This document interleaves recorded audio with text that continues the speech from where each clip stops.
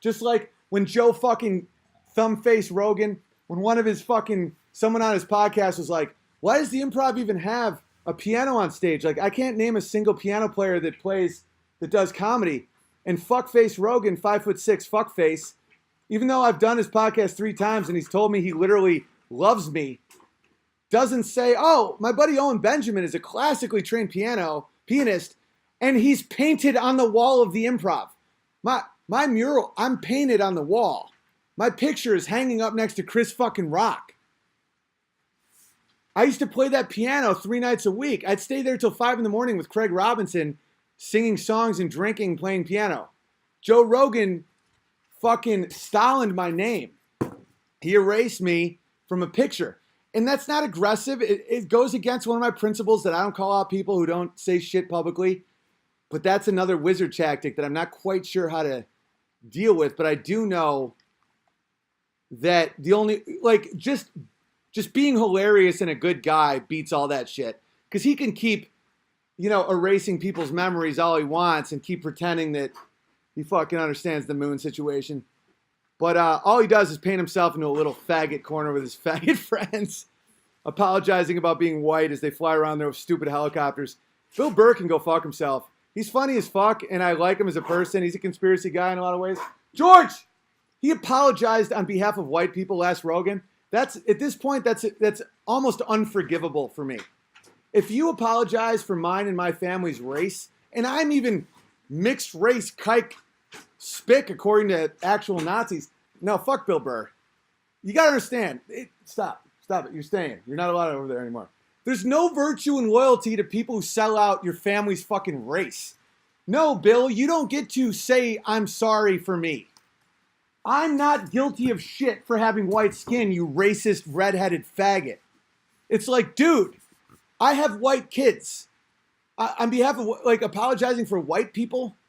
No. There's good people and bad people.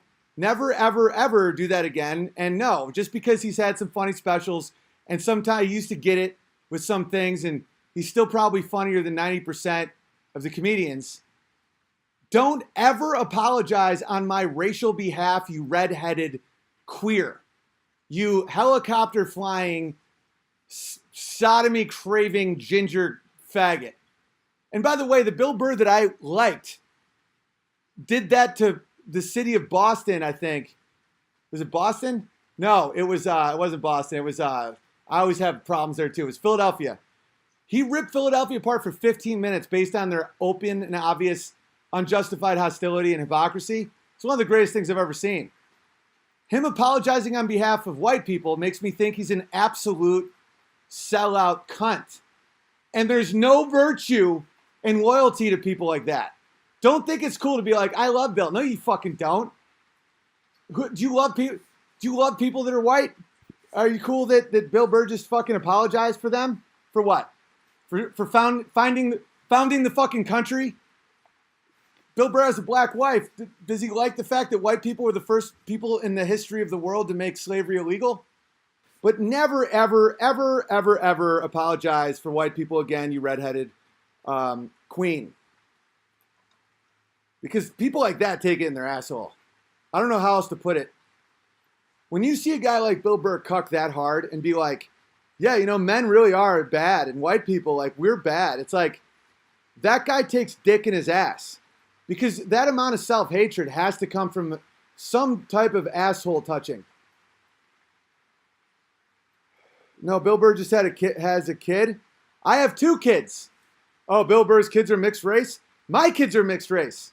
Keep hitting excuses. Having a kid either makes you a nonsense wizard monster because you're just a fucking, or it makes you a truth teller. And Bill Burr is a great comedian and should understand that, like, albums have to age right.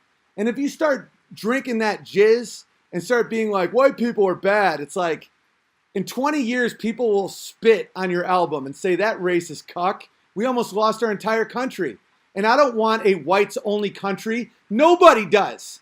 I want a country that exists. Bill Burr is a follower in Joe Rogan's footsteps. How can you follow Joe Rogan? He's 5'6". What leader? If I was standing in front of Joe Rogan, I would think he disappeared. I would be like, where's my friend Joe Rogan? And someone would be like, way down there. I'd be like, where? No, like men are right here. Like, where's Joe Rogan? And they're like, no, like, do that. And then I'd way down, I'd see a shiny bald head. And I'd be like, hey, buddy. And I know Joe Rogan could beat the fuck out of me. I know he could buy and sell everything I own. I know that he sells out stadiums and I don't. He speaks lies and he's short. Why the fuck do people all act like money does shit? Joe Rogan is not a leader. And I used to follow him. It's just we're so deficient of leaders. He's 5'6". Like if he was a king on a horse, would he like if they hadn't invented booster seats or phone books, like how would the soldiers have seen him? Like when he was like, freedom, and they'd be like, who just said that? Who just said that? Joe is a bully? Of course he's a bully. Of course he's a bully, man. And he's a bully who pretends to be an advocate for the weak. That's why I got so pissed off. It's because I loved him for what he did for me. I loved him for what he said to Carlos Mencia. And then I realized that it's all spells. When people are actually down, when Alex Jones gets banned from everything and called a hate monger, a guy that Joe's been friends with since the late 90s. Yeah, I think Alex is crazy because he thinks we went to the moon. But Joe fucking went. Boop. Never had him on. He's like, yo, my schedule. I talked to him on the phone about that, and I called him out on that. And we had a nice conversation. But I believed him at the time. He was like, dude, my schedule is crazy right now, and I'm trying to... Joe, your show is paid for by the dildos and the pocket pussies you sell, and all the bullshit Dr. Oz fucking male vitality shit.